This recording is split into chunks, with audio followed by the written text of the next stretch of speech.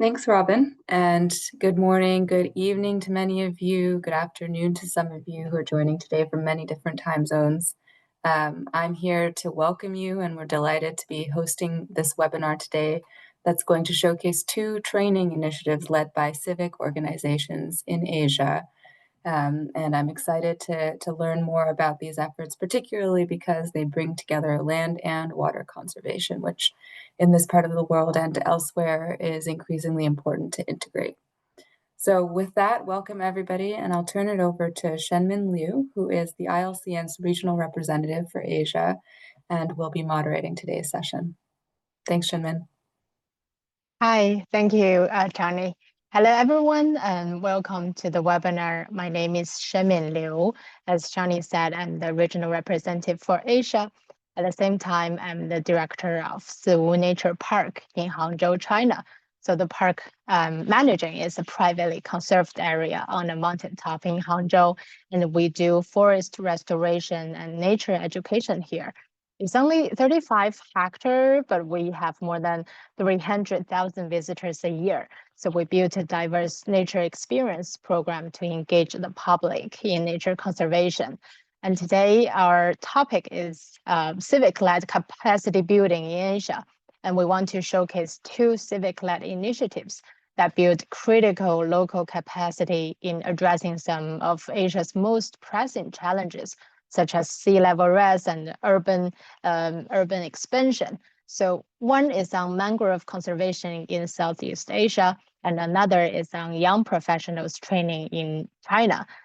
So the first one in Southeast Asia, a mangrove conservation and blue carbon program by Indonesia's Yagasu Foundation trains community conservationists across the region. And we have the founder and CEO of Yagasu, Mr. Bambang, here today. He has over 39 years working experience on climate change mitigation and adaptation, species and habitat conservation, sustainable forest management, and so on. And he also has broad working experience with Indonesia and ASEAN government institutions and national and international NGO networks. So today he's gonna share a blue carbon and agroforestry carbon project for addressing global climate change. And so without further ado, Mr. Bambang, please go. Yeah, and Robin will share the slides. Thank you. Good evening from Indonesia. Thank you very much for ILCN to invite me to talk about what is our program relating with the landscape climate action. So we are very happy to share with you how we done and what our vision in the future is relating with the climate change adaptations and mitigation. So our focus at the moment is relating with the blue carbon and agroforestry carbon projects that for global climate change. So next, please. So our main project activities, there are three kinds of programs. What we call is CSG emission reductions, so climate adaptation and biodiversity conservation. So we not just focus on the mangrove, but also on the agroforestry and also forest conservation. So for example, relating with CSG emission reduction, that we already has a project that already certified since 2015. And what we can claim, for example, that's around 31 to 41 tons CO2 per hectares per year. For agroforestry, around 22. So if you want to develop the carbon projects business in your place, I think we can also share more detail later on. Next, please. And our operation is almost half of Indonesia. So at the moment, we are on the 13th province of Indonesia. So quite large. And then, of course, that's our focus at the moment on the community lands, not on the state forest. So we do several projects in several locations with different character, with different landscape and many things. So we deal with thousand people working in the fields. Next, please. This is just an example how we do on the maps. So there are three types of zones for agroforestry: lowland, midland, and highland. Also, we focus also on the coast for blue carbon projects. Next, please. So in the case of study for blue carbon and mangrove conservation, for example, we run two type of projects. One is relating with the grant mechanism, and another one is about the carbon investment projects. So there are two type of projects, and for grant, actually, it's only 1 or maximum to 5 years. But for carbon projects, the length is related with 20 or 30 years now. Next, please. Yes, this one is how we do. That's relating with the project activities, for example. So there are several steps of the projects: land and social assessment, public engagement, education, until the project management evaluation. So all the project is based on the local community empowerment. Next, please. This is the blue carbon. So our package is around 3,200 hectares to get around 100,000 tons per hectare per year. So the impact is now is for one package of the project is 3,200 families. So again, that's what we develop now is not just mangrove restoration and conservation, but we try to connect with the seagrass, with associate mangroves and coral reef. So our new project that we can integrate a blue carbon ecosystem.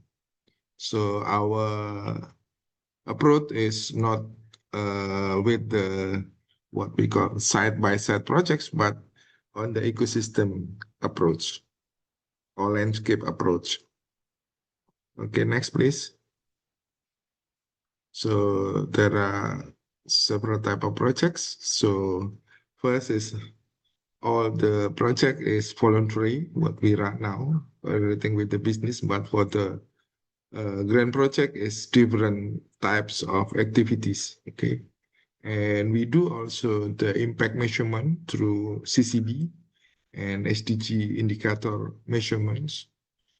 And we combine between conservation and also afforestation in the same area. So usually that our project can be extended until to 10,000 hectares. So there are several things relating with the registration process. So our project now is for carbon project, we certified through FERA and also gold standard. Next, please. And this is just an example how we do with our projects relating with the carbon calculations. So the average is around 31 to 41. So when we start to plan for 2,500 trees at the beginning, and then what we need on the 30 years is only around 545 trees. Because if to dance, the carbon sequestration become lower and lower. And the composition of mangrove we do in the pond, coastline, and also river banks. So the most stock actually is on the mangrove restorations or blue carbon is on the soil organic carbons. So it's huge of the carbon that is we can get it from the mangrove restoration. Next, please. This is just an example how we do on the CCB. So we're measuring the impacts on the ecosystem resilience or landscape resilience relating and climate impacts. So about the size, about the impacts and number of trees and so on. And then we measure also to the community, what is the benefits and so on. And also relating with biodiversity also. So for example, one of the projects in North Sumatra, we can also conserve 23 species of mangrove. There are mammal, reptile, amphibia, and then what we are very happy now, we can return back our dolphin because of the mangrove restorations. And we build what we call green belt corridors along 821 kilometers. So it's quite huge area. And also we measuring the impact of the mangrove restoration and conservation to the commercial biodiversity, for example, with fishery reproduction. There is an increase 27%. Next, please. So this one is just an example how we do with the commercial biodiversity. So there are 2 tons, 7 to 12 tons crabs, shrimps, and also fishes. And we measuring that there is an increase of family income, 49%. So it's around 12% every year. So the project is really, really good for community. Okay, next, please. And this is just an example what we have done with the mangrove, relating with economic value for local people. So we can collect fish and so on. And we develop what we call now organic silver fishery, ecotourism, and also fishing recreations. So what we done is not just for environment or to mitigate the climate, but also how to increase the income for local community. And we try to process the mangrove products for food security. This one is next, please. This one is we have 5 of species that we can develop for foods and beverage. For acanthus, we can develop for herbal tea. Nipa is we can do many things for wine or for food. And Abyssinia, we process for wheat flour. Something like what we can compare with rice or corn. And Soneracia, we process for syrups and jams. And Bruguera, Kimnorisa, we process for foods also. And now we work with local university to develop what we call as granule rice for anti-stunting program. So the rice mixed from mangrove fruits and combined with fishery products. And then this one, because it's non-gluten, so it's good for children and also for elderly. So we use for, now we distribute to the community for very poor people to increase the quality of nutrition for the people in the poor community. Okay, next please. This one is for agroforestry. So our approach is relating with watershed management system. So our work is from the top of the mountain to the coast. Okay, so I'm not to tell too much. And we do the same thing also relating with the CCB analysis. The income increase 9.2% for the project every year. Okay, next please. This one is the size is not 3,200, but 4,500 for one package of the projects. We use different methodology from Vera. For blue carbon, we use FM0033, but for agroforestry, we use FM0047. Okay, next please. This is the carbon that we can claim for the projects. So we make the scenario, different scenario, and so on. Okay, next please. This is the product, coffee, especially. And then we develop also seed from the silkworm, from the mulberry. And we develop also the natural colors, blue natural color from strobilanthes. So we try to combine the carbon trees and also the economic trees. Next, please. And climate adaptation, of course, that we measure the number of the people that has benefit from the projects. So from the mangrove woods to the batik, organic batik mangrove. So again, that is quite huge, quite variation of the activity what we done so far. Okay, next please. This is biodiversity conservation.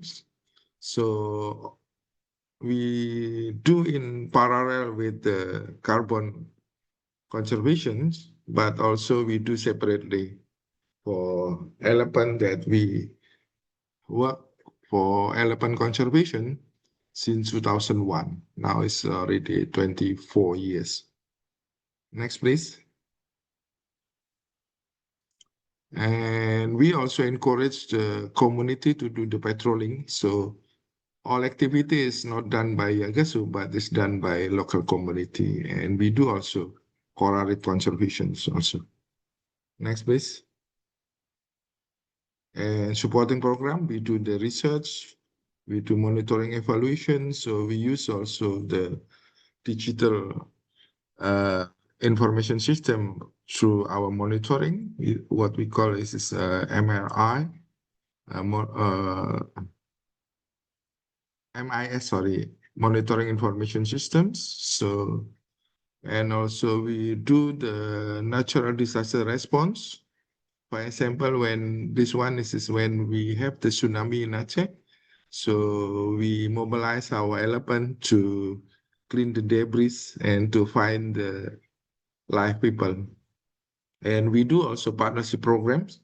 So we do the training, we do internship programs. So there are several students, master students especially, coming from France, also from Canada, and also from US, working with us in the fields. And next, please. So monitoring, again, that we have our system, not just with manual, but also with the digital information system. Next, please. And research, we also manage our own research in North Sumatra for carbon and biodiversity research units. And also in Java now, we develop some more, and also one in West Java for agroforestry. Next, please. So build networks, yes, of course, that with in collaboration with GA from China. So we conducted workshops and also trainings in Indonesia 4 times. And now we send our teams to Philippines and we'll go to Cambodia later on. And we try to build the networks, especially how to develop the management system and methodology on the carbon projects with our partners in ASEAN and China. And the next, maybe we will sign collaborations with the Peking University to do the joint research on the mangrove. This is just the flow charts, how to do the research on the carbon accounting. Next, please. This one is what we do is if you are really interested on the carbon estimation, so you can send the email to us and then we can discuss a lot for that. And we do a lot of research relating with this mangrove. Next, please. So we did a publication for several works relating with the carbon stock and sequestrations. And now it is used for international carbon standard to do the certification of the carbon projects. So we do a lot of research, and then you can imagine that we take off all the trees, including the roads and so on. We measure one by one. So we also measure what the sediment factors and so on. So a lot of works if we want to do professional works on the carbon projects. Next, please. And it is the green economics. So our product is, there are several things, and now we already send our coffee to Japan, to Oman, and also to Netherlands. Next, please. And this is the example how to do with the batik. So this is how to draw the batik in organic way. So we also done the hand-woven process for the fabrics, from the silks, from the cottons, and also from the fibers, especially for pineapple fibers. And we use also bee house wax. And the good things for our batik is now already recognized by Hermes Paris, because Hermes is one of our investor on the carbon project. So we send our batik there, and then they do the test for quality, heat test and scratch test, and also the designs.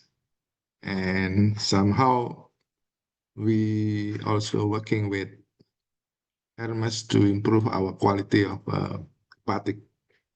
So all is using natural dye. So all is organic. Yeah.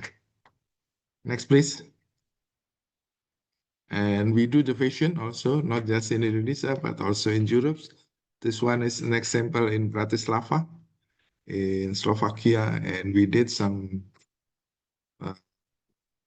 fashion also in Paris 3 times, and also in Serbia. And in October, we will do the exhibitions in Osaka, in Japan, for our batik, organic batik from mangrove. Next, please. And we got the award from CCB, on UNCBD, about our works in North Sumatra.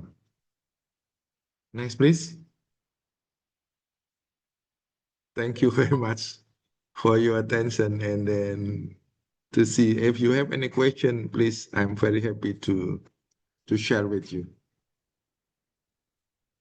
Thank you so much, Mr. Bambang. I know some of the training programs also benefit a lot the local communities, especially the women, and provided them work like a job opportunity and a way to enhance their income that way. And also Yagasu is part of our East and Southeast Asia Community Conservation Network. Mr. Bambang also mentioned that. So this network is aiming to promote community-based conservation in East and Southeast Asia through capacity building and regional collaborations. So we will have more and more this kind of trainings, in-person trainings and online trainings, and also connect those local NGOs with funding opportunities and also technologies to enhance the local capacity. And so the network now has more than 20 participating NGOs from China, Myanmar, Laos, PDR, Cambodia, Thailand, Vietnam, Indonesia, Philippines, and Malaysia. And Mr. Bambang also mentioned the potential collaboration with Peking University. And next, we will have our next speaker from Peking University-Lincoln Institute Center for Urban Development and Land Policy, PLC. So I used to work with Mr. Jingyi, is a former colleague of mine.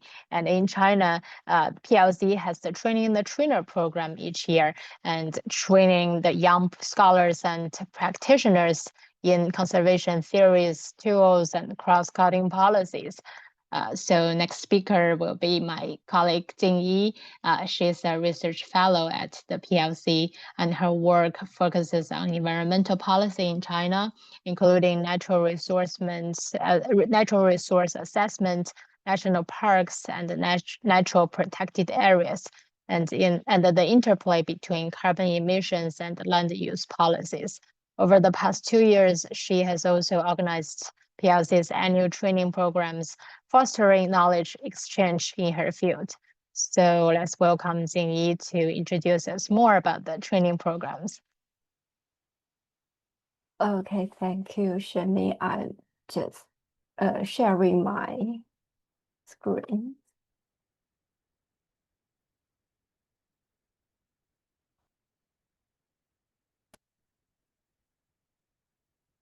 Okay. Hi, everyone, and thanks for Shenmin, and thank you, Mr. Bambang and Charlie and Robin. And I'm Jingyi from the Peking University-Lincoln Institute Center for Urban Development and Land Policy. And thanks for coming. So first, I would like to provide a brief introduction about our center. So we are a collaborative center between Peking University and the Lincoln Institute of Land Policy. We mesh up research with real-world action, focusing on mainly 5 key areas: housing policy, environmental conservation, municipal finance, urban planning, and land policy. So let's dive into our Training the Trainers program. So Training the Trainers isn't just a catchy name, so I think it's a powerful concept. We specifically select young professionals as our trainees because they represent the future. It's not just about them acquiring valuable skills, but it's about empowering them to teach others who will then pass that knowledge forward. So just think of it as a knowledge chain reaction. We create ripple effects that extend far beyond any single training session. So our Training the Trainers program represents one of our most important capacity building initiatives. This intensive week-long course brings together the young faculty members, the researchers, practitioners from the universities, government agencies, and institutions nationwide. So since its launch in year 2007, we've trained nearly 1,000 professionals through this program. The subject of the course varies each year, often targeting to the specific need for knowledge relevant to the current policy reform. So the course is taught by internationally reputed scholars in relevant fields. And we believe that training should be accessible to all people, which is why we offer the program completely tuition-free. So the participants are only responsible for their meals, transportations, and accommodations during the training week. All other costs, including instruction, course materials, and learning resources, are fully covered by our center. And so this is like why this topic. And so after China's rapid urbanization and economic growth have brought pressing environmental challenges, our center has been deeply involved in shaping environmental policy and practice. So we participate in K forums like CBD COP15, and we serve as the member of China's Alliance of Civil Protected Areas, and we collaborate with international partners through ILCN network, and we also conducting like applied research. So we think it's just time to launch a training that is environmental related. So here I will use the curriculum and the syllabus of our year 2023's training, which based in Huangshan, to as a case study to show like how we design our curriculum and how we design the syllabus. And here I just show the 4 pillars, and the first is the partner. So that is who we work with. And the Nature Conservancy China, the Global Environmental Institute, and Shanxi Conservation Center are 3 organizations, and they are all the members of the China Civil Protected Area Alliance. And we've partnered with them for years on natural protected area initiatives. And for the Tourinscape, we chose because of its connection to Peking University's Professor Yu Kongjian, the founder of the Tourinscape and a leader in nature-based solution. So we developed the curriculum jointly with these partners. And the second part is the target, like what we aim for, I think. So following the COP15, we've intensified our focus on mainstreaming civil protected areas, and it reflected in this training curriculum. And then we asked, should this training be broad or deep? So for year 2023, we choose a broader approach, which ensures that participants gain the wide-ranging insights while still acquiring actionable skills. And every day syllabus balance the cutting-edge theory with practical tools. And also, our training does more than the educate. I think it activates the regional conservation networks. Like we do not only expect the alumni who connect with us, they have the ongoing collaboration with our PLC team, but we also expect that they have the peer connections that outlast the program themselves. So for example, in the year 2023 Huangshan cohort, and it includes 60% participants from the neighboring provinces around the Huangshan city. So we want the cross-regional partnerships from the first day. And the third part is the audience, like who we serve. Usually we reject the one-fits-all approach. So we curate a diverse 40-member cohort each year. Traditionally, our cohorts have brought together university professionals and field researchers. But in year 2023, we've intentionally expanded to include the NGO practitioners, the local government officials, and the private sector ESG officers. So after several discussions with the partners, and we then confirm our content, that is what we teach. So our subject of the training the trainers that year is the urbanization and natural conservation policies, approaches, and implementation. So in the first day, we start with some policy backgrounds, like historical evolution of China's environmental governance, several key milestones, critical analysis of the implementation challenges. And then in the afternoon, we come to the financial solutions from global frameworks, including TNFD, which is the Task Force on Nature-Related Financial Disclosures, and the international practice, and also the China's approach in conservation finance. And the second day, we have the lessons from the Global Private Protected Areas, which is online and delivered by Jim Levitt. And I believe like some of you know him. And so he gave us an overview of the ILCN's work and covering the background, historical developments, like key member organizations, and also several successful transnational conservation partnerships facilitated by ILCN.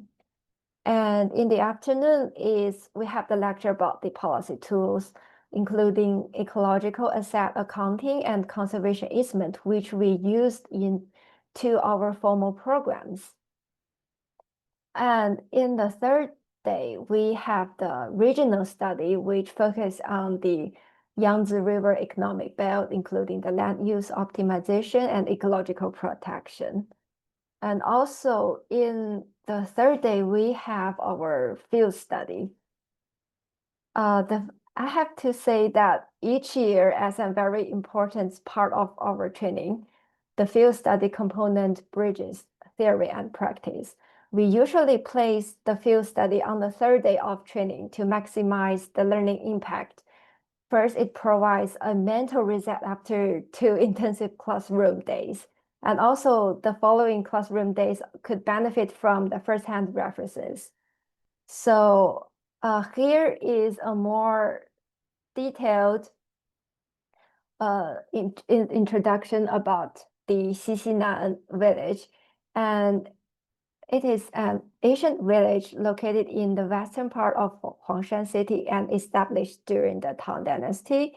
It also represents an integral part of Huizhou merchant history and traditional Hui style architecture.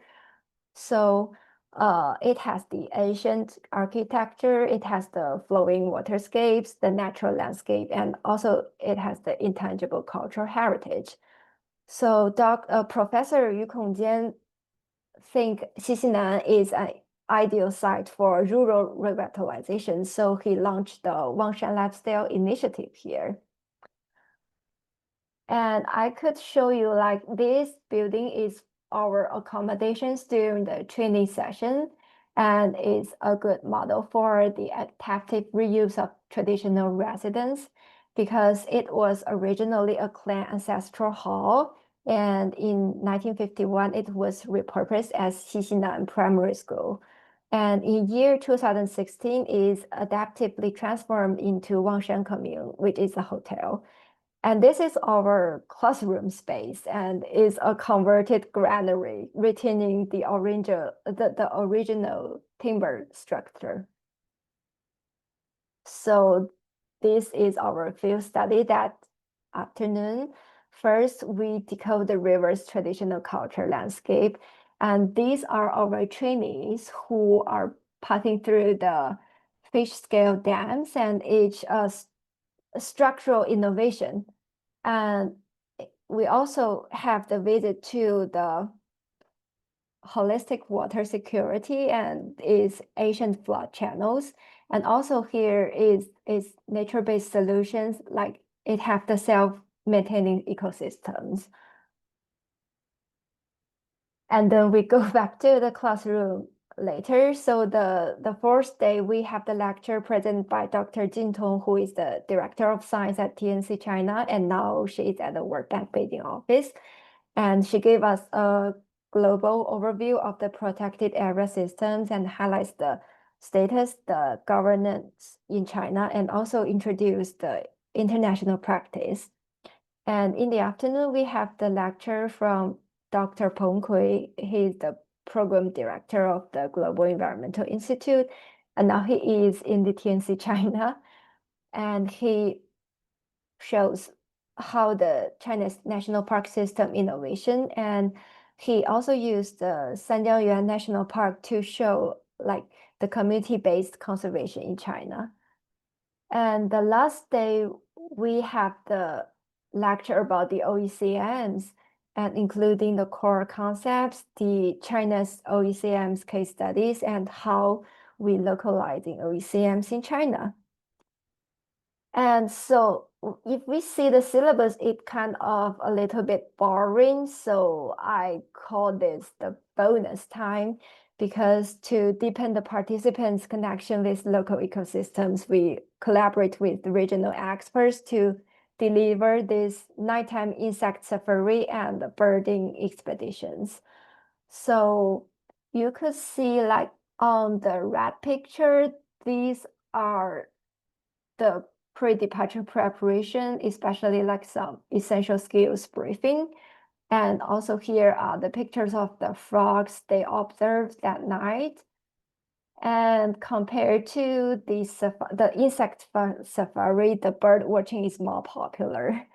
And we conducted 2 1-hour bird watching activities, and also I posted 2 birds, which was recorded in the morning.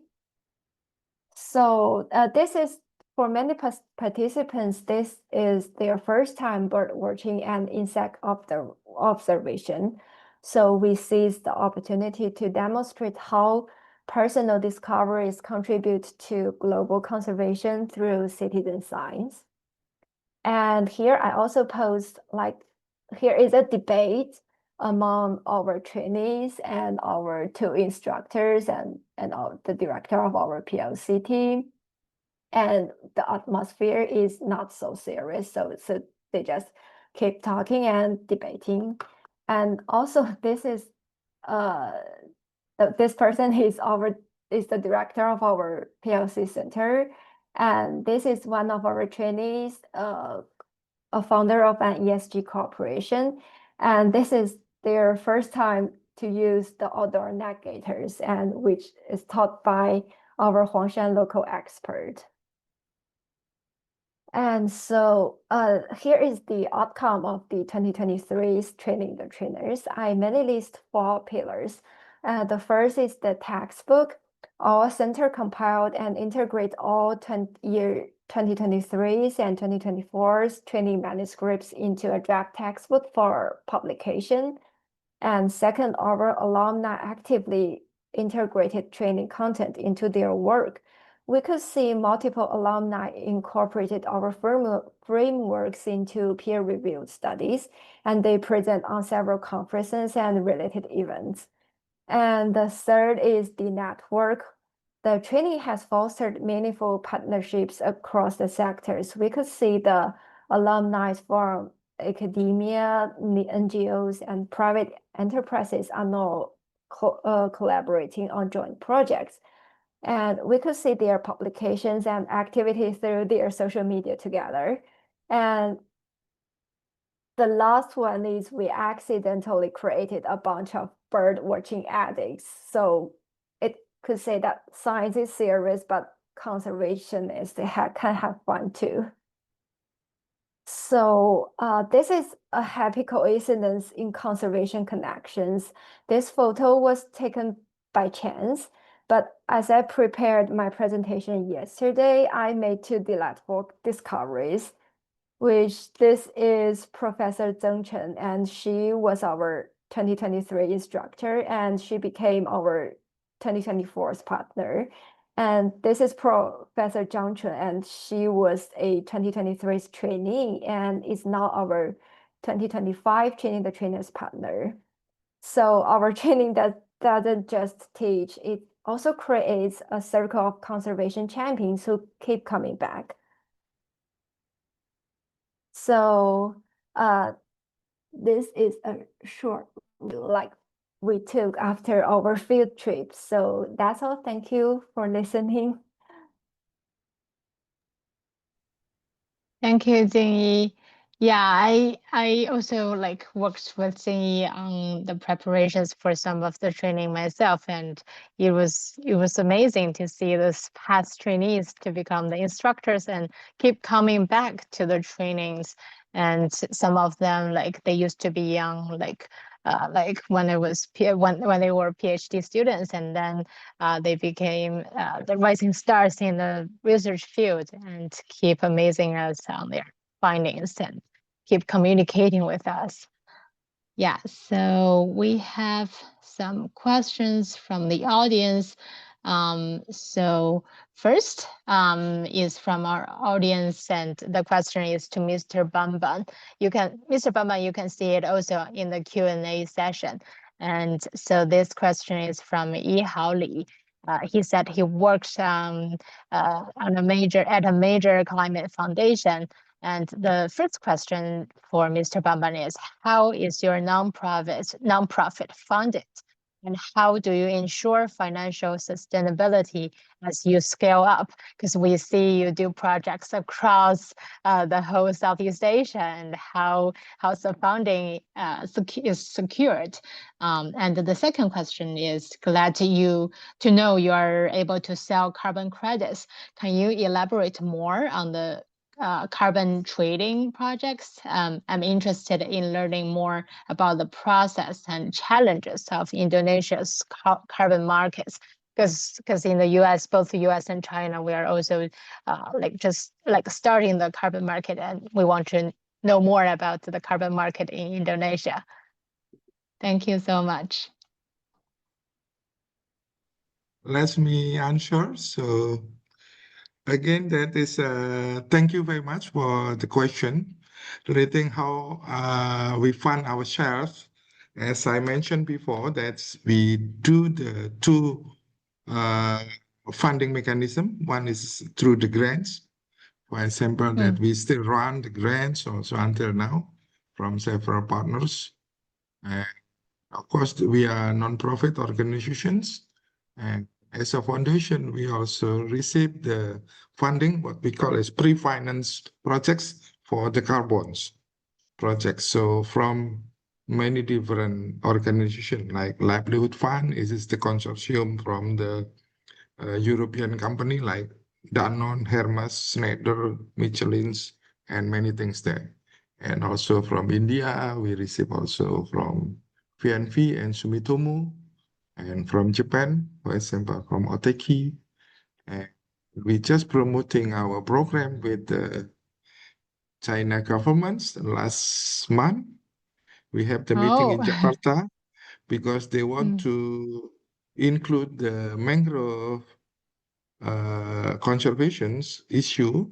That you know that Indonesia has 3.3 million hectares as a part of the Belt and Roads Initiative between Indonesia and China.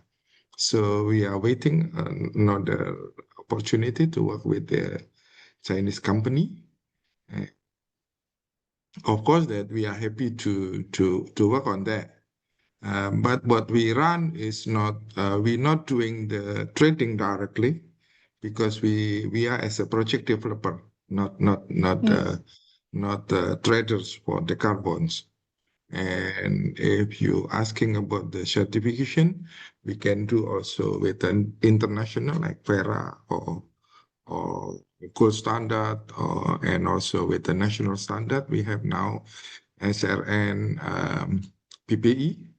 And we did also research before working with Oxford University and Global Mangrove Trust from USA and Kumi from Singapore to develop what we call is this carbon standard. And we hope when we work with the Chinese partners, especially from Peking University, maybe we can develop a new methodology relating with the carbon credit projects, maybe China carbon standard. So it's a good amazing. opportunity. Yeah. So we are very happy to work in collaboration with many partners. So in case of Yunzi Liu presentations, I also making a recommendation if you want to develop the with partnership for international trainings for trainers with us. Yes. At the moment, Can we develop collaborate. what we call is to set up the new training centers in Bali.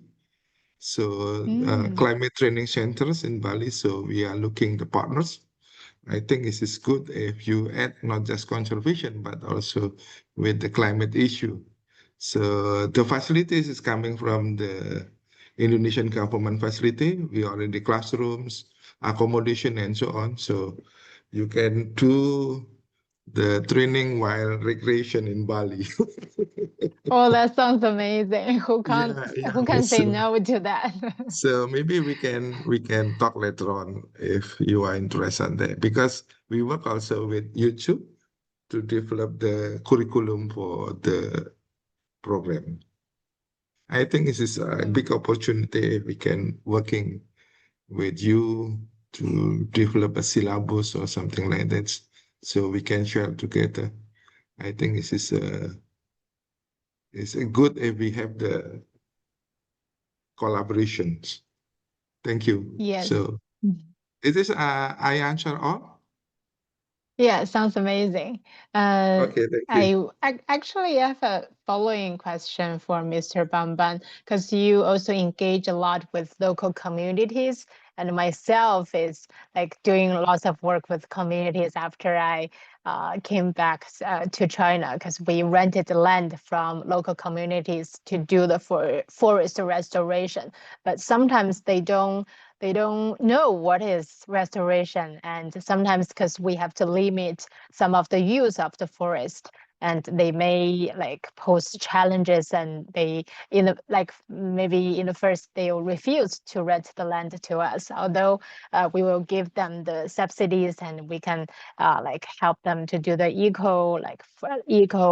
selling eco products, just like those things you mentioned in Indonesia. So I'm wondering if you have any challenges when when working with communities, and do they all agree or happy with the programs you're doing there? Because I see like for families, some of them increased like 50% of their income. So for the result, in the end, it will be like happy or win-win for both communities and NGOs.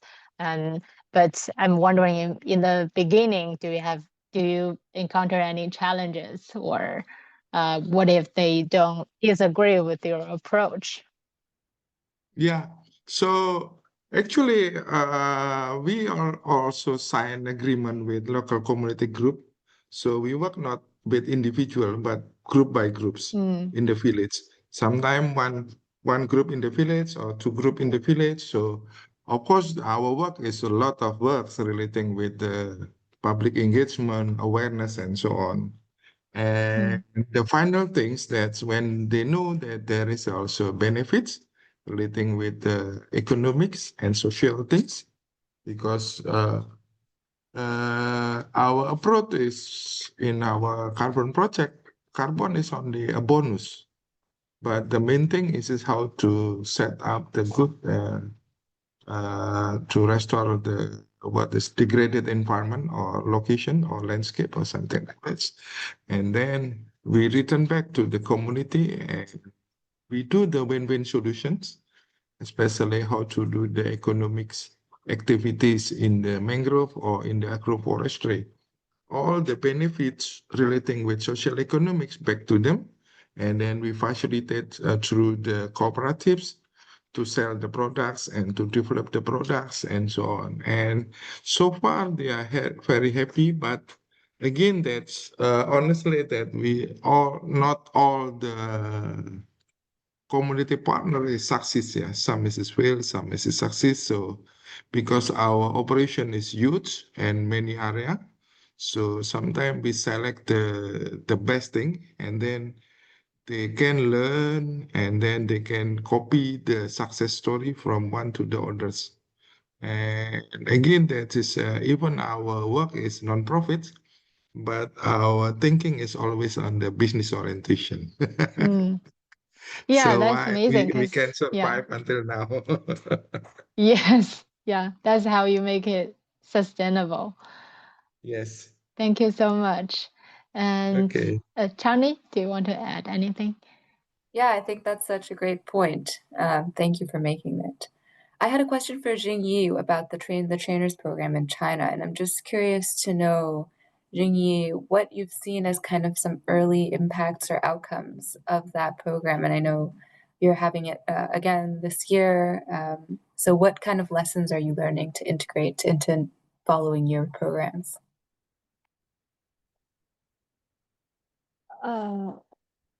For I think this is a good time for me to see like this year our training the trainers program is focusing on the low carbon in the city development and transportation. So like if any audience wants to join us, and it's also like you're still in the time and just joined us and registered our Training the Trainers program to this year.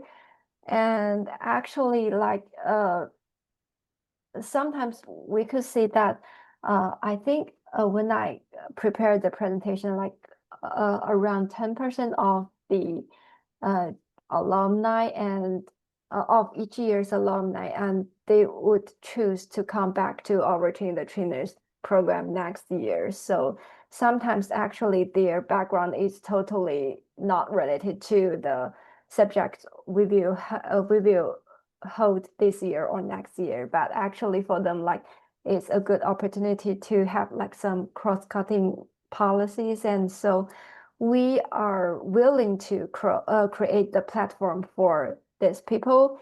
And also like for us, like some outcomes is like first, we have more bonding with these alumni because they could apply for the research for us, and they also could collaborate with us. And also we could, who knows, like we could collaborate with who's in the future.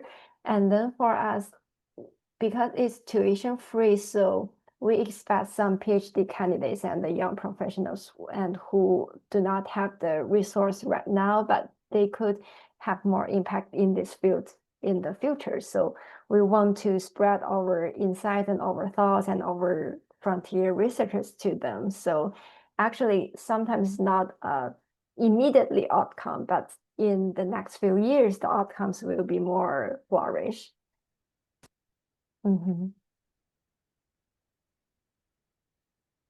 Great. I also see another question from the audience from Emily Wang. I think that's a question to Mr. Bambang, because we just talked about the community engagement. And she asked if you have any criteria for selecting the community when you're doing the project. What's the criteria for the selection? So Mr. Bambang, Yes. can you? Yes, thank you. So of course we should have the selective criteria because we not cannot work with the people that don't interest for long-term operation with us. So there are several criteria. So the first step that to run our project is to do what we call is land and social assessment. And then when we got the information, and then we do the awareness and public engagement relating with this community, and then we select them.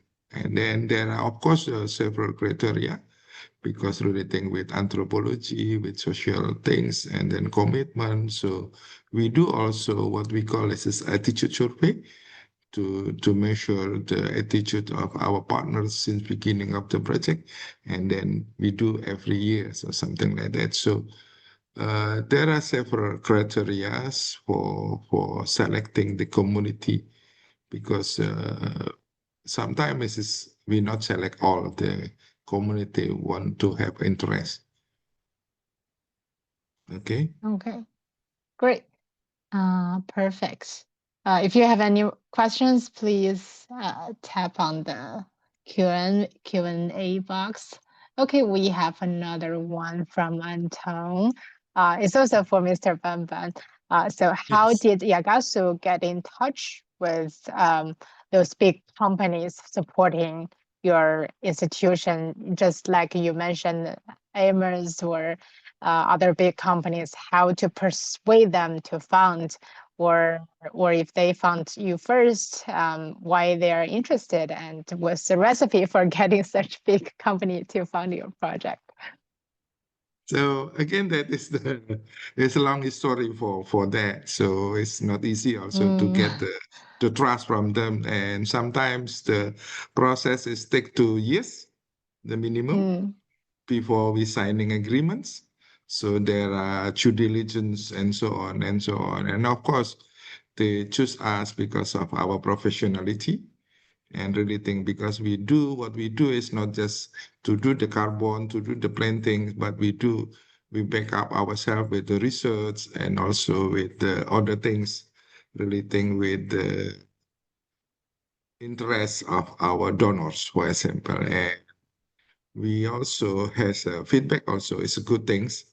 And sometimes we have the link also directly with the donors, for example, with Danone that we send our product at the time for analysis for human safety consumption. They support us with the Danone R&D and so on.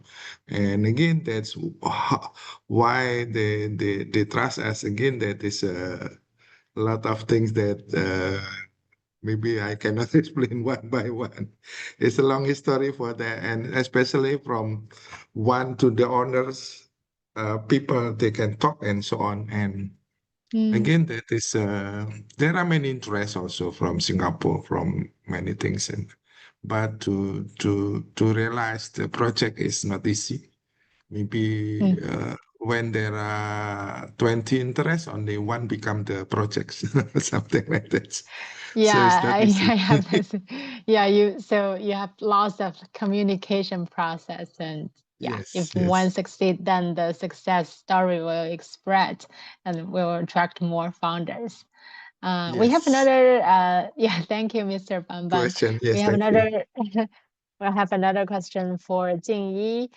So what do you think is the difference between your training, the trainer program, and other regular training programs in curriculum design? Thank you. This is a very good question. And so I think is like our strength might be we have the dynamic design each year. Like for instance, in the year 2023, we have 4 instructors from the NGOs and the research institutions. But in the next following year, even though it's the same subject on the conservation protection, but we have more instructors from the universities and from the governments. So we could have like more dynamic design based on the each year's subject. So I think this might could be a big differences. Okay, great.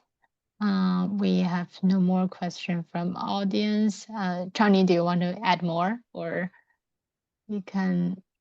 Yeah, maybe we can close this session early. And for those in Western area, you can go to bed early today. And oh no, in east part of the Yingxi? globe. Sorry, can I have one question to Yingxi? Oh, perfect. Yeah, you can Yes. ask for Is there Jingyi. any opportunity you receive also participant from abroad, from Indonesia or from other countries? Actually, our participants most are from the mainland China, but we do have several participants from Hong Kong, Macau, when we have the trainers program in Shenzhen and in the Guangzhou area, which is more close and which is a more like the city based. So as I mentioned, like we usually attracts the participants to the adjacent province. So like it just depends on like where we hold the program. Like if we hold in the northern China and it attracts more from the northern China, and we held in the southern China and it could be like some from Hong Kong. But I do appreciate your idea for we collaborate in the future for the trainers in Bali.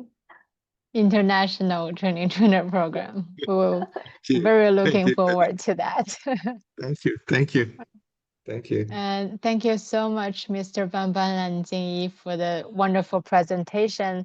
And thanks so much for listening. We'll post this online and both for on ILCN's platform and also PLC's platform. And if you have any questions, you can also send emails to us.